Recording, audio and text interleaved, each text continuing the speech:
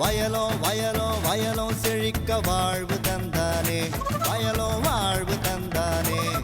அட பொன்னா விளையோ பூமிக்கு நல்ல விவரம் தந்தானே, உழவனின் உறவா வந்தானே.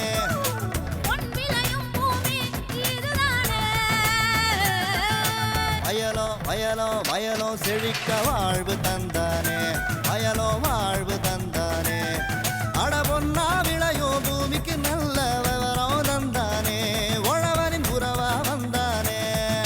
தந்தன தந்தன தன தந்தானே, மண்வள பொங்கிட துணை வந்தானே. தந்தன தந்தன தன தந்தானே, மண்வள பொங்கிட துணை வந்தானே. மாத்தி யோசிச்சேங்க. மீன் சார்ந்த ஒருங்கிணைந்த பண்ணையத்தில் வெற்றி கண்ட விவசாயி எம் தெய்வமணி. இவர் திருவாரூர் மாவட்டம் மன்னார்குடி தாலுகா மானங்காத்தான் கோட்டகம் கிராம விவசாயி ஆவார். மீன் வளர்ப்பினை தொழிலாக மேற்கொண்டு வரும் இவர் நீடாமங்கலம் வேளாண் அறிவியல் நிலையத்தின் வழிகாட்டுதலோடு மீன் வளர்ப்பு தொழிலில் நவீன தொழில்நுட்பங்களை புகுத்தி ஒருங்கிணைந்த பண்ணையமாக மீன் குட்டையிலேயே கோழி பண்ணையினை அமைத்து அதன் கழிவுகளை மீன்களுக்கு உணவாக வழங்குவதன் மூலம் குறைந்த செலவில் நிறைந்த வருவாயினை ஈட்டி வரும் இவரின் அனுபவங்களை நம்மிடம் பகிர்ந்து கொண்ட போது,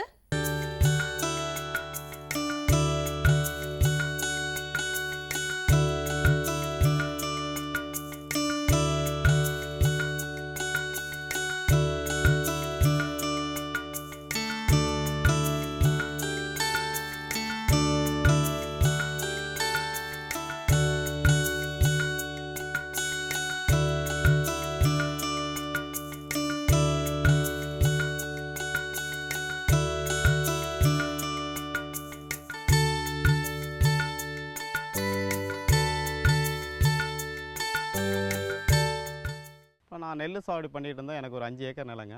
5 ஏக்கர் நெல் சாகுபடி பண்ணிகிட்டு இருக்கும்பொழுது ஒரு ஏக்கரில் அப்பா வந்து ஆரம்பத்தில் குளம் ஆரம்பிச்சிருந்தாங்க. மீன் வளர்த்துக்கிட்டு இருந்தாங்க.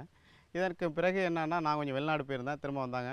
இருந்து குளத்தை வந்து மீன் பராமரிச்சுக்கிட்டு இருக்கும்பொழுது கொஞ்சம் எனக்கே வந்து குஞ்செல்லாம் விட்டு சேல்ஸ் பண்ணலாம் அப்படின்ட்டு ஒரு ஐடியா வந்தது. அதுக்கு பிறகு நர்சரி போட்டிருந்தேன். நர்சரியில் வந்து குஞ்சு பக்கத்தில் இப்போ பண்ணைகள்லாம் இருக்குது. அதில் ஒரு நாள் பொறிப்பேன் குஞ்சு கொண்டாந்து விட்டுருந்தேன். அதில் அதிகம் ரெக்கவரி வர்றது கிடையாது. அதனால் வந்து என்ன பண்ணுறதுன்னு தெரியாமல் இருந்துகிட்டு இருந்துச்சு. இதுக்கு பிறகு நான் நீடாமங்கலம் அறிவியல் நிலையத்துக்கு போய் வர்றது உண்டு. அங்கே வந்து பார்த்திங்கன்னா தின வருமானம், மாத வருமானம், வருஷ வருமானம்ன்ற ஒரு இது கருத்தரங்கு நடத்திட்டு இருந்தாங்க. இது போல் செய்யும் பொழுது நானும் அதில் கலந்துருந்தேன். அப்பொழுது அவங்க சொல்லியிருந்தாங்க மீனை பற்றி வளர்க்குறத பற்றி. அடுத்தது நீடாமங்கலம் வேளாண்மை அறிவியல் நிலையத்தில் பார்த்தீங்கன்னா ஒரு தொழில்நுட்பங்களும் நிறையா சொல்லியிருந்தாங்க. அதுக்கு ட்ரைனிங்கு, கோழியை பற்றி வளர்க்கணும்னா உடனே உரத்த நாள்லாம் கொடுத்துருந்தாங்க. போய் வந்திருந்தேன். இதை என்ன செய்யலாம்ட்டு யோசனை பண்ணிகிட்டு இருக்கும்பொழுது அவங்க மீன் குஞ்சு வளர்க்கலாம் அப்படின்ட்டு. இப்போ எனக்கு வந்து இந்த சாதாரண ஓப்பனில் விடும்பொழுது ஒரு நாள் குஞ்சு வந்து விடும்பொழுது என்னன்னா எனக்கு அதிகம் ரெக்கவரி வர்றது கிடையாது. என்ன காரணம்னா தவளை, பாம்பு, ஆமை இதெல்லாம் வந்து அதிகமாக அடிச்சிடுது. இதுக்கு பிறகு ரெக்கவரி வரலைங்கும் பொழுது அவங்களாம் ஒரு ஐடியா சொல்லி இந்த மாதிரி ஆப்பாவில் செய்யலாம் அப்படின்ட்டு எனக்கும் ஆப்பா கொடுத்துருந்தாங்க. அதில் வந்து குஞ்சுகள் இந்த ஒரு நாள் பரிப்பகத்தை கொண்டாந்து விட்டுருந்தோம். சாதாரணமாக 1 லட்சங்கிறது ஒரு 1200 தாங்க. கொண்டாந்து விடும்பொழுது கிட்டத்தட்ட ஒரு 20,000 குஞ்சு வருது வரைக்கும் ரெக்கவரி ஆகிருக்குங்க. ஆப்பாவில் வளர்கிறதுனால நமக்கு வந்து குஞ்சுகள் அதிகம் டேமேஜ் கிடையாது, உங்களுக்கு அழிமானம் கிடையாது. அதனால் ஆப்பாவில் வளர்க்குறது நல்லாயிருக்கும். இப்போ என்ன மாதிரி விவசாயிகள் நமக்கு ஒரு 2 ஏக்கர் இருக்குது, 4 ஏக்கர் இருக்குன்னா நமக்கு போக மீதியாக பக்கத்தில் உள்ளவங்களுக்கு சேல்ஸ் பண்ணலாம்ட்டு இப்போ நான் அந்த மாதிரி பண்ணியிருக்கேங்க. இது மாதிரி நீங்களும் செய்யலாம். அடுத்தது பெரிய மீன் வளர்க்குறதுக்காக வந்து இப்போ நீடாமங்கலம் அறிவியல் நிலையத்தில் ஒரு தொழில்நுட்பங்கள் சொல்லியிருந்தாங்க. என்ன அப்படின்னு இருந்தால் இப்போ இந்த கோழியை வந்து இதில் இந்த குளத்தில் போட்டிருந்தோம்னா ஒரு 100 குழியில் வந்து போடும்பொழுது ஒரு ஏக்கருக்கு வந்து 180 கோழி போட சொல்லியிருந்தாங்க. இந்த இடம் வந்து ஒரு 14,000 சதுரடி. அப்படின்னா ஒரு 100 குழி வருங்க. இதில் கோழியை வளங்க, அதனால் உங்களுக்கு தீவன செலவெல்லாம் கம்மியாகும்னாங்க. அது மாதிரி இப்போ இந்த வருஷம் சென்ற ஆண்டு போட்டிருந்தேன். தீவன செலவில் வந்து பார்த்திங்கன்னா 3ல் 2 பங்கு தீவன செலவு, 1 பங்கு தீவன செலவு கம்மியாகுது. எப்படின்னா இந்த எச்சம்லாம் டேரெக்டாக கீழே போகுது. எச்சத்தை சாப்பிடாது உங்களுக்கு. ஏன்னா மீனை வந்து எச்சத்தை திங்குதுன்னா சொல்கிறாங்க, அது கிடையாது. இந்த எச்சம் விழுந்தது பிறகு பிளான்டன் அதிகமாகுது, பாசிகள் உற்பத்தி ஆகுது, நுண்ணீர்கள் அதிகமாகுது. இதனால் மீன்களுக்கு இயற்கையான தீவனங்கள் கிடைக்குது. அதனால் மீன் வளர்ச்சியும் நல்லா இருக்குது. வளர்ச்சி அடக்கப்பட்ட மீனை போட்டோம்னா 100 கிராம் இருந்தால் நல்ல வளர்ச்சி அதிகமாக இருக்கும். இந்த மாதிரி நம்ம ஸ்டாக் சைஸ்மாங்க. இந்த மாதிரி இது கட்டலாம் சார். 100 கிராம் இது ரோகு, புல், ஆக ஒரு 4 வெரைட்டிஸ் இருக்குது.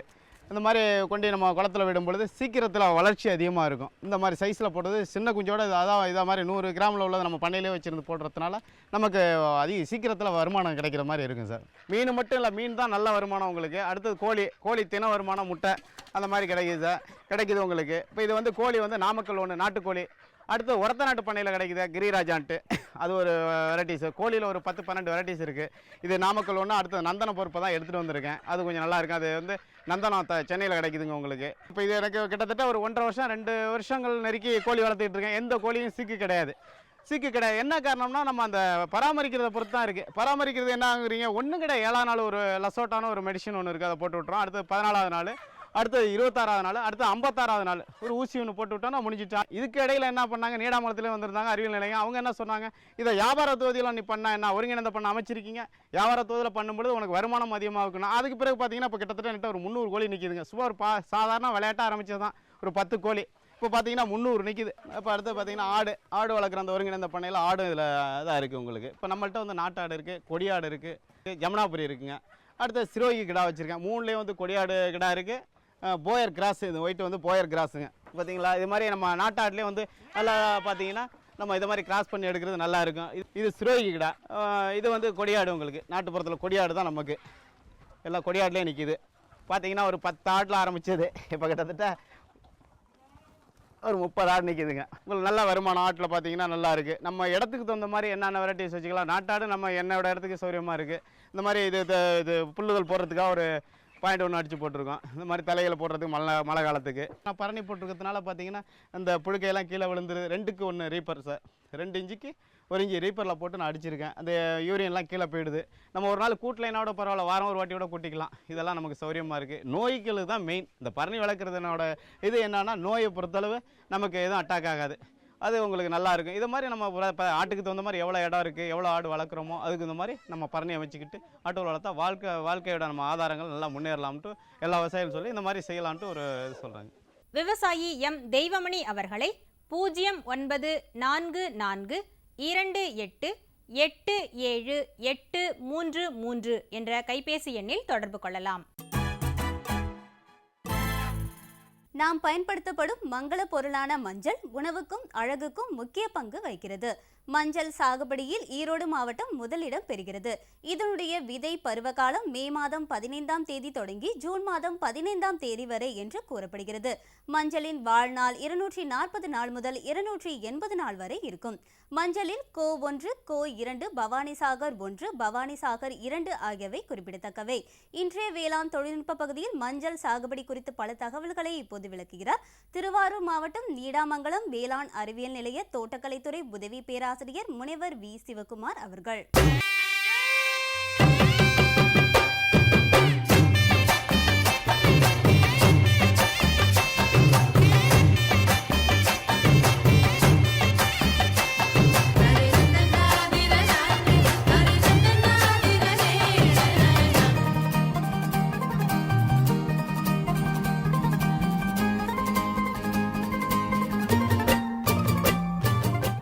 இந்த மஞ்சள் பயிர் வந்து பார்த்தோம்னா ஈரோடு மாவட்டத்தில் வந்து அதிக பரப்பளவில் வந்து சாகுபடி செய்யப்பட்டு வருகிறது. இந்த மஞ்சள் பயிரை வந்து அனைத்து மாவட்டங்களிலும் சாகுபடி செய்யலாம் அப்படின்ட்டு வேளாண்மை அறிவியல் நிலையம் நீடாமங்கலம் சார்பாக இந்த மஞ்சள் பயிரை வந்து இங்கே பயிரிட்டிருக்கிறோம். இந்த ரகம் அப்படின்னு பார்த்தோம்னா இந்த ரகமானது கோயம்புத்தூர் 2 அப்படின்ற ஒரு ரகம், கோட்டு அப்படின்னு சொல்லுவோம். இந்த ரகத்தினுடைய வாழ்நாள் அப்படின்னு பார்த்தோம்னா 250லேருந்து 260 நாட்கள் வாழ்நாள் கொண்டது. இதனுடைய மகசூல் அளவு அப்படின்னு பார்த்தோம்னா 42 டன் ஒரு ஹெக்டேருக்கு 2.5 ஏக்கர்லேருந்து 42 டன் மகசூல் கொடுக்கக்கூடியது. கற்குமீன் அப்படின்ற ஒரு நிறமையை வச்சு தான் வந்து தரத்தை நிர்ணயிக்கிறோம் அப்படின்னு பார்த்தோம். அந்த நிறமையினுடைய அளவு வந்து 4.2% வந்து இருக்கக்கூடியது. மற்ற ரகங்களை காட்டிலும் இந்த ரகத்தில் வந்து அதிகமான கற்குமீன் இருக்கிறதுனால அதிக ஒரு தரமான ஒரு மஞ்சளாகவும் கருதப்பட்டு வருகிறது. இந்த ரகமானது அண்மையில் 2012 தமிழ்நாடு வேளாண்மை பல்கலைக்கழகம் கோயம்புத்தூர்லேருந்து வெளியிடப்பட்ட ஒரு ரகமாகும். இந்த மஞ்சள் பயிரில் வந்து இன்னும் ரகங்கள் இருக்குது. அதாவது பவானிசாகர் 1, பவானிசாகர் 2 அப்படின்ற ரகங்கள் இருக்குது. வேளாண்மை ஆராய்ச்சி நிலையம் பவானிசாகர்லேருந்து வெளியிடப்பட்ட ரகங்கள் மற்றும் கோ 1 அப்படின்ற ஒரு ரகம் கோட்டூர் ரகத்திற்கு முன்னதாக தமிழ்நாடு வேளாண்மை பல்கலைக்கழகம் கோவையிலிருந்து வெளியிடப்பட்ட ரகமாகும். ஜென்ரலாக பொதுவாக பார்த்தோம்னா மஞ்சளினுடைய வாழ்நாள் பார்த்தோம்னா 240லேருந்து 280 நாட்கள் வரை வாழ்நாள் கொண்டது. என்னுடைய மகசூல் அப்படின்னு பார்த்தோம்னா ஏற்கனவே பார்த்தோம் 30 டன்னிலிருந்து 42 டன்கள் வரைக்கும் இதனுடைய மஞ்சளினுடைய மகசூல் வந்து கிடைக்கக்கூடிய ஒரு பயிராகும். மஞ்சள் வந்து பயிர் பெருக்கம் வந்து விதை கிழங்குகள் மூலிமா பயிர் பெருக்கம் செய்யப்பட்டு வருகிறது. ஒரு ஹெக்டேருக்கு அதாவது 2.5 ஏக்கருக்கு நம்ம வந்து 2000 கிலோ வந்து விதை மஞ்சள் தேவைப்படுகிறது. அதாவது 2 டன் வந்து ஒரு 2.5 ஏக்கருக்கு விதை மஞ்சளாக தேவைப்படுகிறது. விதை மஞ்சள் வந்து விதைப்பதற்கு முன்னாடி கிழங்கு நேர்த்தி வந்து செய்யணும். அதாவது கிழங்கு நேர்த்தின்னு வந்து பார்த்திங்கன்னா நம்ம பூச்சி நோய், அதாவது செதில் பூச்சி தாக்காத இருப்பதற்காகவும் மற்றும் கிழங்கு அழுகல் நோய் வராமல் இருப்பதற்காகவும் நம்ம வந்து விதை கிழங்குகளை விதை நேர்த்தி வந்து செய்ய வேண்டும். விதைப்பு பருவம் அப்படின்னு பார்த்தோம்னா மே 15லேருந்து ஜூன் 15 வந்து நம்ம வேளாண்மை பல்கலைக்கழகத்தால் பரிந்துரைக்கப்பட்ட பருவமாகும். விதைப்புடைய இடைவெளி மஞ்சள் பயிரை எவ்வாறு விதைப்பது என்று பார்த்தோம்னா நம்ம வந்து பாத்திகள், அதாவது ரிட்ஜஸ் அண்ட் ஃபரோஸ்ன்னு சொல்லுவோம். இந்த மாதிரி ரிட்ஜஸ் அண்ட் ஃபரோஸ் ஃபார்ம் பண்ணி அதில் வந்து நம்ம மஞ்சள் கிழங்குலேருந்து விதைக்கலாம். 2 வரிசைக்கு இடைப்பட்ட இடைவெளி வந்து பார்த்தோம்னா 30 சென்டிமீட்டர் ஆகும். வரிசைக்குள்ளே மஞ்சளுக்கும் இன்னொரு மஞ்சளுக்கும் இடைவெளி வந்து 15 சென்டிமீட்டர் ஆகும். இடைவெளி இருக்குமாறு நம்ம வந்து மஞ்சள் பயிரை சாகுபடி செய்ய வேண்டும். முனிவர் வி. சிவகுமார் அவர்களை 099 420 625666 என்ற கைபேசி எண்ணில் தொடர்பு கொள்ளலாம். மீண்டும் நாளைய பொன் விளையும் பூமி நிகழ்ச்சியில் பல புதிய தகவல்களோடு சந்திப்போம். நன்றி, வணக்கம்.